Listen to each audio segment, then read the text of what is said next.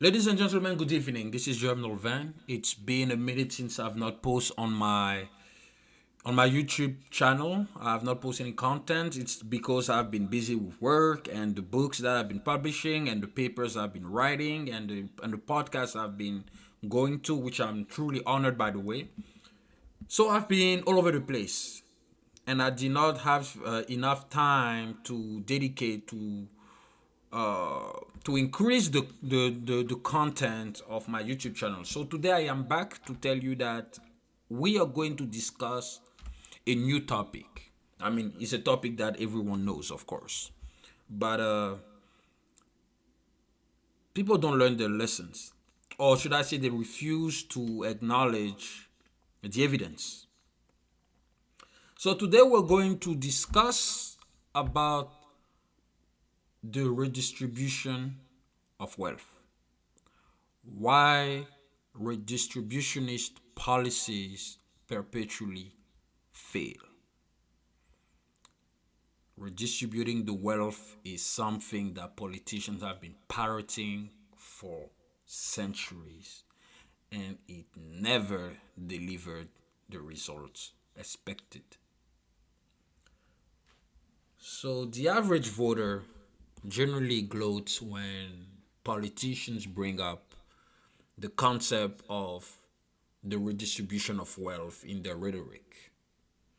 The average voter tends to believe that the redistribution of wealth naturally leads to positive societal outcomes because this concept is based on the assumption that the equal redistribution of wealth will make everyone better off, especially it will make the poor richer, as if there was like a magical formula to make it happen.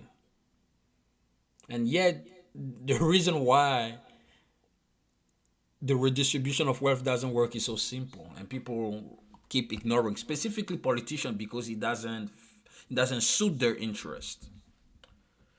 And there are countless evidence which show that the redistribution of wealth did not lead to the consequences expected. And I'm going to go more in detail in a little bit. But one thing that the redistribution of wealth has done is to create more economic inequality and poverty. And there are also evidence for that. So, what I want to do here is to tell you guys why the redistribution of wealth does not work. And if you think about it, it's like socialism. People act always on emotions, or should I say, they always act on hope, which is fine. Which is fine. In life, you have to hope for a better tomorrow. Otherwise, what's the point of living? But people hope without doing their due diligence. As I said, the redistribution of wealth is a type of policy that has been implemented for centuries in pretty much every society since human beings exist, and it has failed. It has failed. People do not look at the practical and concrete outcomes of policies. People vote, or should I say, they decide on the intent.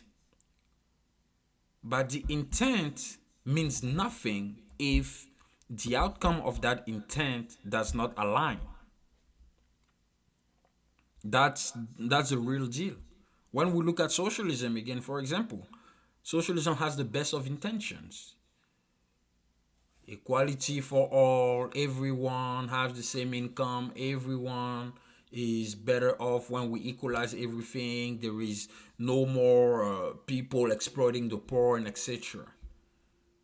This is the intentions of socialism, is to equalize things so that everyone will be happy. But when we look at the results of socialism, we saw that it was an epic failure. It tremendously failed. The failure was so blatant that it even led to the dissolution of the Soviet Union. and all its satellite states, and every African countries that tried socialism adamantly failed as well. People may say, "Oh, well, what about China? Oh, China is still communist." Well, no, China is not communist. China economically is capitalist because they have private property. And this is due to Deng Xiaoping, who liberalized the Chinese economy right after Mao Zedong passed away in 1976. So it is clear that socialism, wherever it was tried, it has failed. And yet people still support socialism. Why? Because they rather base their decision to support such ideology on its intention rather than the practical outcomes that we all know, because there is empirical evidence to back it up. And the same goes for the redistribution of wealth.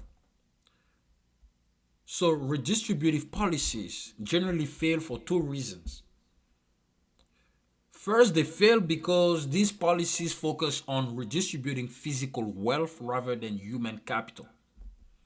And second, they fail because those to whom the physical wealth is redistributed do not have the knowledge required to create and maintain the value of that physical wealth. Simple as that.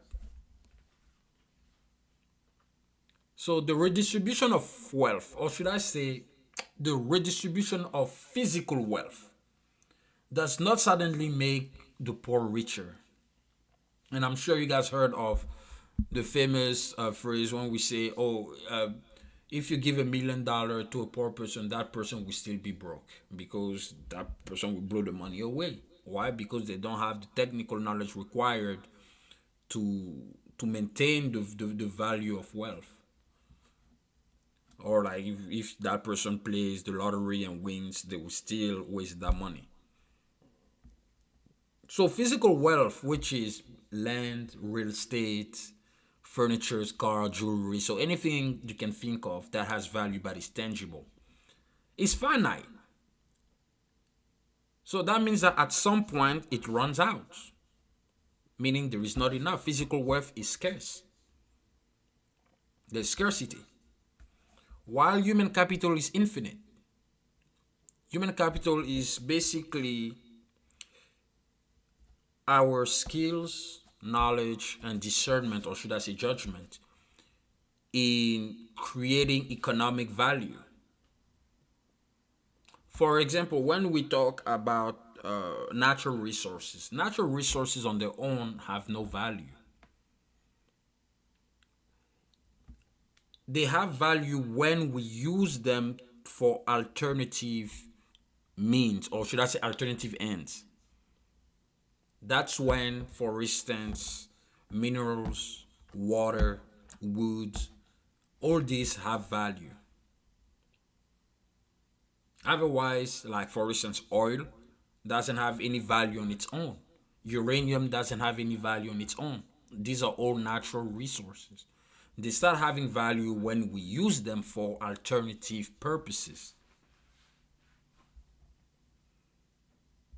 So that's the power of human capital. Human capital is intangible because it's in our head. It's what we call the gray matter. It's the brain. It's our ability to generate thoughts. So human capital is what creates wealth in a society. It is not physical wealth. It is important to understand that what increases the value of physical wealth is the owner's ability to maintain its initial value. So maintaining the initial value of physical wealth requires the owner to have some technical knowledge of that physical wealth in order to understand the parameters that enhance the conservation of its value. So basically, like let's say you are a landowner. It's not because you're a landowner that your land will suddenly improve in value. That's wrong. Your land will improve in value if you have some technical knowledge that you can use to increase the value of that land you own. Otherwise, the land in itself, there is no certainty that its value will necessarily increase. It really depends on the market, supply and demand.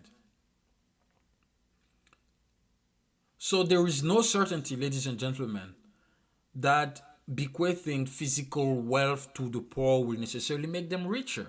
It's not because you give a piece of land to a poor person that he will suddenly become richer. That poor person needs to have technical knowledge. Otherwise, there's no point. And let me give you a perfect illustration of that uncertainty. And this is the policies, or should I say, the redistributive policies of Robert Mugabe, the former president of Zimbabwe, which led to the mismanagement and the collapse of the Zimbabwean economy and the impoverishment of the Zimbabwean people. So when Robert Mugabe seized power, he vowed to take away the lands owned by white Zimbabwean farmers and redistribute that land to black Zimbabwean farmers and to black people in general. Like, for those who are not familiar with the history of Zimbabwe, Zimbabwe used to be called Rhodesia because of Cecil Rhodes, who kind of created his own personal empire in southern Africa. So Zimbabwe now, so Rhodesia, Zambia, Namibia, Botswana, South Africa, so all these countries in the southern region of Africa. And the whites at the time were the one that pretty much had a control over the wealth in Zimbabwe. They own land, they own properties, and there was a lot of racism too. So black people have very little opportunities. So here Mugabe act emotionally. In 1992, he passed the Land Acquisition Act, which forced landowners to give up, so white landowners basically to give up their properties and redistribute it to black farmers, to black Zimbabwean farmers. He acted emotionally. He did not do his due diligence. He did not do his research to see what were the results of redistributing the policies, the land. He did not do his due diligence because he did that in what in 1992. That's when he passed that law. But interestingly, Mao Zedong, who was the leader of China, applied these very same policies too. He tried to redistribute the wealth to Chinese people, and we saw how these policies impoverished China. Mugabe did not learn. He thought that because it was an African context, therefore to be different. But African people are human beings like Chinese. There's no difference in terms of substance between an African and a Chinese person. We're human beings. There are certain principles that when you apply, it follows along. And redistributing the wealth is something that when you apply, it does not work. It has been tried and it has failed. And yet Mugabe did not do his research. And of course, the result of his policy led to a significant decline in agricultural output in a very short period of time. Food shortages became recurrent.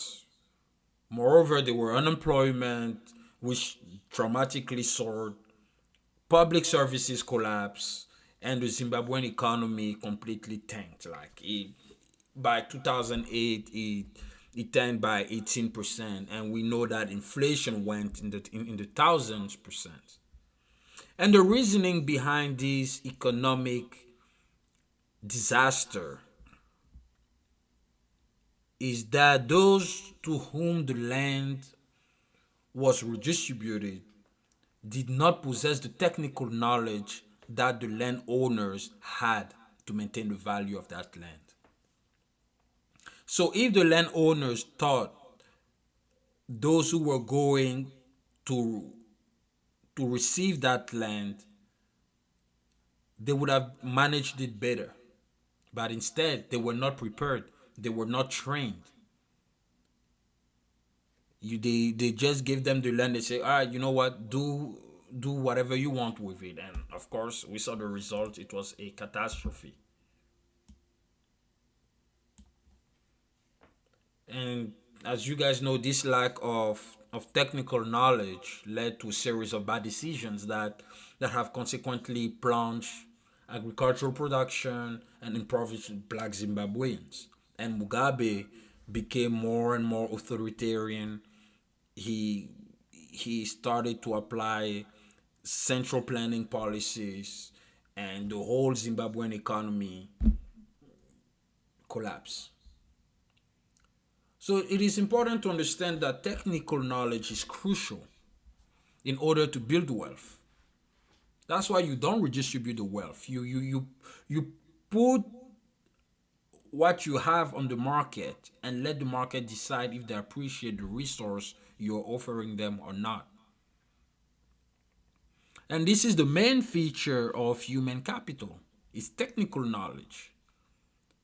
And of course, political leaders such as Robert Mugabe, Idi Amin Dada, Mao Zedong, or Nicolae Ceausescu, just to name a few, applied redistributive policies that focus on the confiscation of physical wealth. So they think that because they're taking your possession, you will be poor. And that's a terrible miscalculation. They thought that, applying confiscatory policies on the wealthy would impoverish them. But what they fail to realize, as a matter of fact, is that those who create the wealth are wealthy because they possess the technical knowledge. And that means that wherever you put them, they can reproduce over and over and over. It doesn't matter. If, let's say, I'm a real estate tycoon, okay, like I own the real estate market, and we have a president who hates rich people and decide, you know what, I'm going to take all of you guys' wealth and everything. Sure, okay, you're gonna take it, it's gonna hit, I'm gonna leave, relocate, settle somewhere else, and I'm going to do the same thing again. Why? Because I have the technical knowledge required to understand and prosper in the real estate market. So I can relocate to Australia, to England, to whatever country. All I have to do is to study their real estate market, understand the parameters, and I can apply again the same strategy that I did in the country that I was previously before I got kicked out and my wealth was confiscated. And that's what leaders who want to apply the redistribution of wealth don't understand. You can confiscate someone's wealth, your physical wealth to be accurate, but you cannot confiscate their human capital, because human capital is intangible. So long as that person lives, is going to reproduce the same thing because he has the skill to do it. Simple as that. Those who have the ability to create wealth can create it wherever they go. As I said, because they have the technical knowledge, and technical knowledge is endogenous. It's within us. It's an endowment. And the only way to confiscate human capital is to kill the person. That's the only way, because it's the knowledge, the skills he has, it's within him. It's in him. There's no other way. So when you see like a leader like Idi Amin Dada, so Idi Amin Dada, who was the leader of Uganda, a brutal dictator, as a matter of fact, he took power in the 1970s in Uganda, and he promised the local Ugandans that he will make everything equal. He blamed the Gujaratis for taking, the economic opportunities that were reserved for the local Ugandans. He said that it's because of them that the local Ugandans do not have work, so he applied populist politics, always looking for a scapegoat to blame. So that's what he did with the Gujaratis. Confiscate their wealth, whatever they create in Uganda, he confiscated. So they had to relocate. So what happened? They relocate in England. And as they relocate in England, they achieve economic prosperity again while the Ugandan economy was failing. Why? Because despite the fact that the physical wealth of the Gujaratis was redistributed to the local Ugandans, they did not have the technical knowledge required to maintain the value of that wealth. And as a matter of fact, as we saw, their economy collapsed. If they were trained by the Gujaratis to know how that wealth is maintained and its value continue to increase, when Idi Amin Dada implement these laws, it would have not led to such a terrible economic outcome. But because they were not trained, because they did not have the technical knowledge, it didn't matter. And this is again what I was saying. People like Mugabe or Idi Amin Dada did not do their research. They didn't. They didn't do the research. They went out of emotions and selfishness and greed, because whenever a politician claims that he's going to redistribute the wealth, it always hurts the poor and the average citizen. It never hurts a politician. This is for his benefit. Because if a politician tells you the truth about how to create wealth, you will realize that you don't need him or her. So the politician becomes irrelevant. So it is in the interest of the politician to advocate for policies that will not work from scratch. And the redistribution of wealth is one of those policies that don't work from scratch, no matter how many times you implement them. So it does not help the poor escaping poverty. What helps the poor in escaping poverty is the acquisition of technical skills. Poor person, or poor people should I say, can achieve or can acquire technical knowledge today, especially with the internet. It's very easy for anyone to have access to information compared to 40 or 50 years ago, where it was more difficult. Technical knowledge or technical skills are the most valued on the market. And as I always say, the problem of poor people is not money, it's a problem of skill set. I can give you a very simple thought experiment. Let's pick two individuals. Let's say you have Mr. X and Mr. Y. They both went to school. They both got their graduate degree, their undergraduate degree, sorry. Mr. X studied physics and mathematics, and Mr. Y studied, let's say, cultural studies and literature. And they both are applying for jobs. Okay, they graduate, they need to get in the real world, become adults, and start paying the bills. But to pay the bills, you need a job, and you need a good job. So Mr. X, who studied mathematics and physics, get hired by Lockheed Martin as a entry level engineering analyst. 70K. He starts with 70K at 22 years old. And Mr. Y, who studied cultural studies and literature, is struggling. He's applying. No one is, people don't need him. So what happens? He has to go work at Starbucks in order to pay the bills and pay his student loans. I should have added from the beginning that both students, so Mr. X and Mr. Y, have student loans. A year later, Mr. X is performing really well, so the the the employer at Lockheed Martin decided to promote him. So now he's going to be making 80K a year. So from 70 he moves to 80.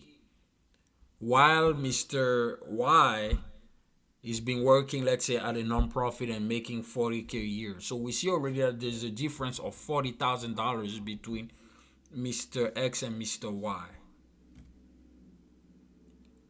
But why did Mr. X have a better salary?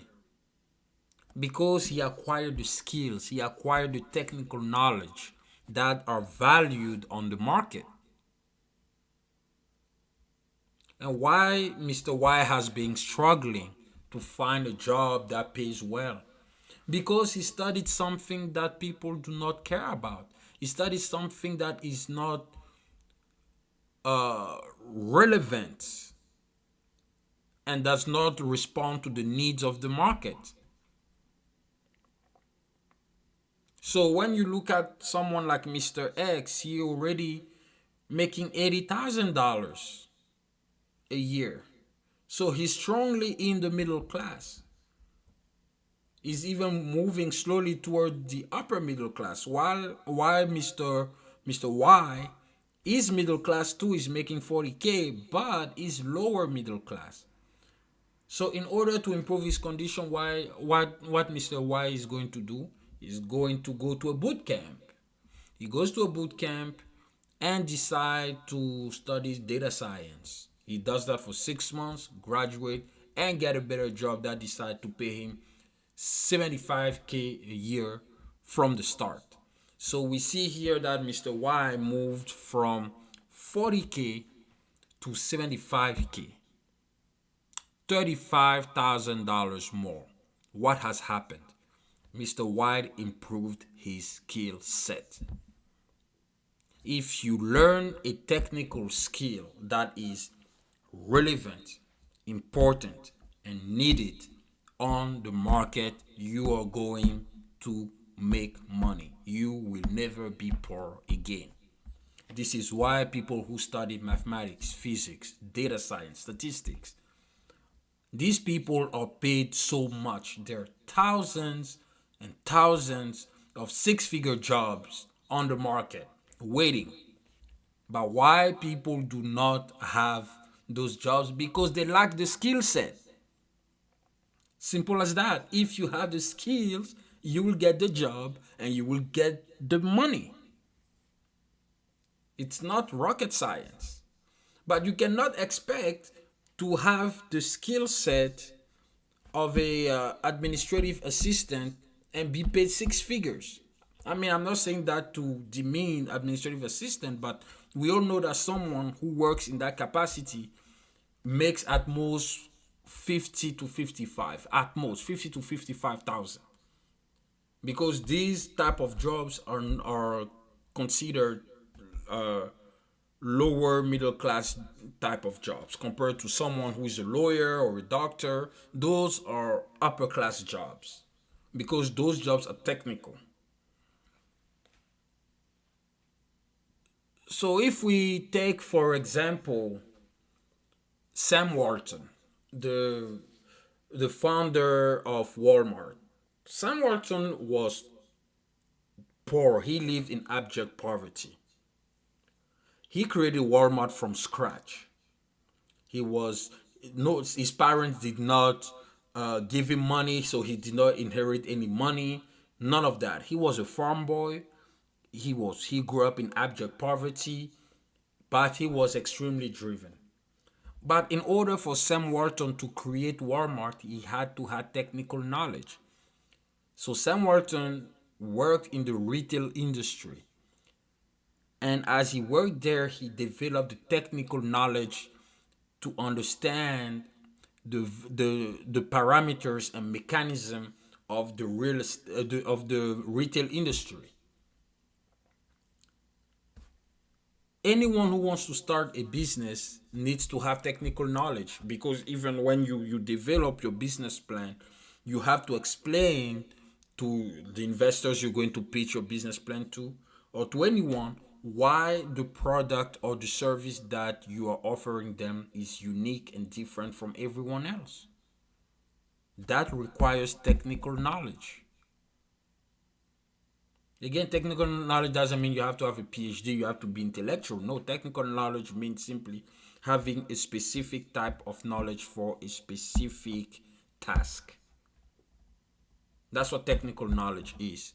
Someone who creates videos, someone who's a video creator has technical knowledge because it requires technical knowledge to create videos in a certain way that I don't have, for example. A plumber has technical knowledge because in order for you to repair something, you have to know how that thing works. An electrician has technical knowledge. Every job requires technical knowledge.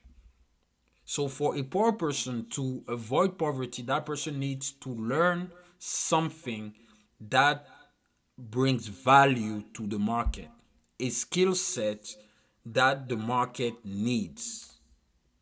If you know and learn a skill set that the market needs, you will never ever be poor again. It's not by redistributing the wealth that you will become rich. It's by learning, it's by acquiring skill set. The more skilled you are, the higher is your income. It's a positive correlation between skill set and income. The less skills you have, the lower your income will be. That's why it's important for people to go to school. Today in America, it's almost impossible to get a job, especially in the corporate world, without at least a bachelor's degree. It's almost impossible. You have to have a bachelor's degree. Yes, people will say, yeah, but in college they don't teach you anything. True, yeah, but they teach you to know how to do your chores and get a degree so that you at least eligible and somewhat competitive in the labor market. So it is important to have technical knowledge. It's not when people like Elizabeth Warren comes and say we have to redistribute the wealth that those who are making, let's say, 35K a year will suddenly make 100K. That's nonsense. If you're making 35K a year and you want to make 100K, you need to increase your skill set. Throwing money at you will not help you become rich. You need to improve your human capital. You need to improve your skill set. This is how you avoid poverty, at least material poverty. So, ladies and gentlemen, that was my talk of the day. It was a pleasure, and I hope to see you guys next time. Thank you.